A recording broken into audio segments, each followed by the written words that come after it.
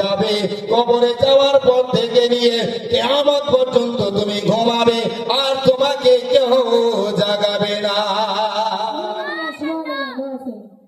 হযরতে রাবিয়া বাসরী নিজের চোখগুলোকে এমন কথা বলতো, আর যদি বেশি করে আপনার চোখের মধ্যে ঘুম চলে আসতো, হযরতে রাবিয়া বাসরী নিজের সামনে নুন দিয়ে নমক দিয়ে একটা পানি ঘুরে রেখেছিল, ওই পানিটাকে নিয়ে নিজের চোখের মধ্যে ছিটা মারতো, আর বলতো এ চোখ আজকে ঘুমাবার চেষ্টা করবি না, কেন আজকে যদি তুমি ঘুমিয়ে যাও আমার আল্লাহ তোমার উপরে নারাজ হয়ে যাবে, আর আমার আল্লাহ যদি নারাজ হয়ে যায় তাহলে তুমি জান্নাত পাবে না, তার জন্য তোমাকে আজকে জাগতেই হবে। বলুন শুধু এটাই নয় রে মা, ও মা বোনেরা শুনুন, এটাই শুধু নয়, আর রাবিয়া বাসরী এমন একটা কাজ করছিলেন, যখন উনি আল্লাহর ইবাদতে মগ্ন হচ্ছিলেন, আল্লাহর মা ইবাদতের মধ্যে যাচ্ছিলেন, তখন নিজের চুলগুলোকে নিজের ঘরের আপনার তীরের মধ্যে বেঁধে দিচ্ছিল।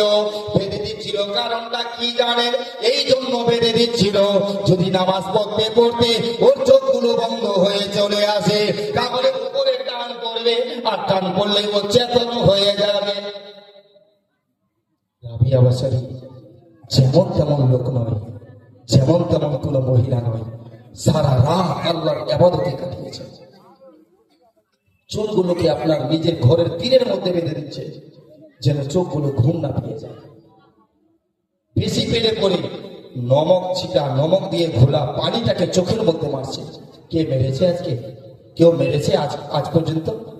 রাবিয়া আল্লাহর ইবাদত করবে বলে তাই নিজের চোখের মধ্যে নুন ছিটা পানি দিচ্ছে। আহা কি রাবিয়া!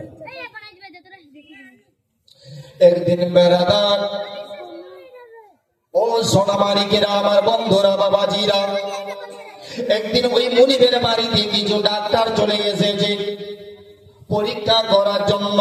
পশুর হাড়ের মধ্যে আর মানুষের হাড়ের মধ্যে পার্থক্যটা কি আছে এই জিনিসটাকে চেক করার জন্য, এই জিনিসটাকে আপনার ভালো করে যাচাই করার জন্য ওই মুনিবের বাড়িতে এসে বলতেছে, মুনিব